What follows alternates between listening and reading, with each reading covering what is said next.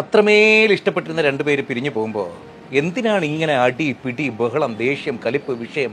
എനിക്കറിയാം, അത്രയും മാത്രം സ്നേഹത്തോടെ ഉണ്ടായിരുന്ന രണ്ടുപേരായതുകൊണ്ടാണ് ആ കലിപ്പുണ്ടാകുന്നത്. നമ്മുടെ മനസ്സ് മുറിഞ്ഞുപോയി. നമ്മൾ തീരെയും വിചാരിക്കാത്തതുപോലെയുള്ള സംഗതികളാണ് ഉണ്ടായത്. നമ്മൾ കരുതിയില്ല ഇങ്ങനെയൊക്കെ സംഭവിക്കുന്നത്. അപ്പോൾ നമുക്ക് നഷ്ടപ്പെട്ടു പോകുന്ന പ്രിയപ്പെട്ടവനെ അല്ലെങ്കിൽ പ്രിയപ്പെട്ടവളെ ഓർക്കുമ്പോൾ നമുക്ക് സ്നേഹം കൊണ്ട് തന്നെ ആദ്യം ഈർഷ്യ വരും. അത് ഈ പറഞ്ഞ പോലെ ദേഷ്യമായി മാറും.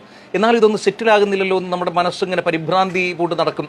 സംഗതി എന്തായാലും അവസാനം ഇതങ്ങ് ആലംബവും വികൃതമാവും. നന്നായിട്ട് പോയിക്കൊണ്ടിരുന്നൊരു ബന്ധം ഒരു വഴക്കിൻ്റെ പേരിൽ ഇല്ലാണ്ടായി പണ്ടാരം.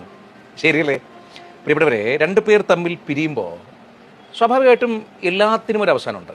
ഏത് വലിയ ഉത്തുംഗ ശ്രേണിയിലുള്ള സംഗതികൾക്കും ഒരു അവസാനമുണ്ട്, അല്ലേ? മനുഷ്യൻ്റെ ജീവന് ഗ്യാരണ്ടിയില്ല, മനുഷ്യന് അവസാനമുണ്ട്. ആ സമയത്താണ് ബന്ധങ്ങൾ. ശരി, എന്തായാലും ഒരു ബന്ധം അവസാനിക്കുമ്പോൾ പരസ്പര ബഹുമാനത്തോടെ അത്രയും നാൾ നമ്മൾ ഷെയർ ചെയ്തിരുന്ന ആ ബന്ധത്തിന് റെസ്പെക്റ്റ് കൊടുക്കാനാണ് ഞാൻ പറയുന്നത്. നിങ്ങൾ പരസ്പരം അടിയുണ്ടാക്കരുത് എന്ന് മാത്രമല്ല, സൗഹൃദം സൂക്ഷിക്കണം എന്ന് കൂടിയാണ്.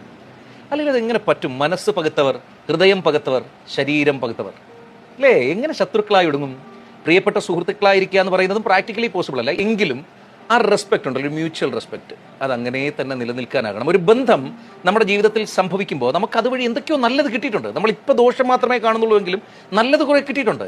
ആ നല്ലതുകളെ ഹൃദയത്തിലേക്ക് ചേർത്ത് പിടിച്ചുകൊണ്ട് പിന്തിരിഞ്ഞ് അന്തസ്സോടെ ബഹുമാനത്തോടെ നടക്കാനാകണം. ബഹുമാനം മറ്റേ പാർട്ടിക്ക് ഇല്ലെങ്കിലും കുഴപ്പമില്ല, അവനവനോടൊരു ബഹുമാനം ഉണ്ടാകണം. പരകട്ടെ പ്രകാശം.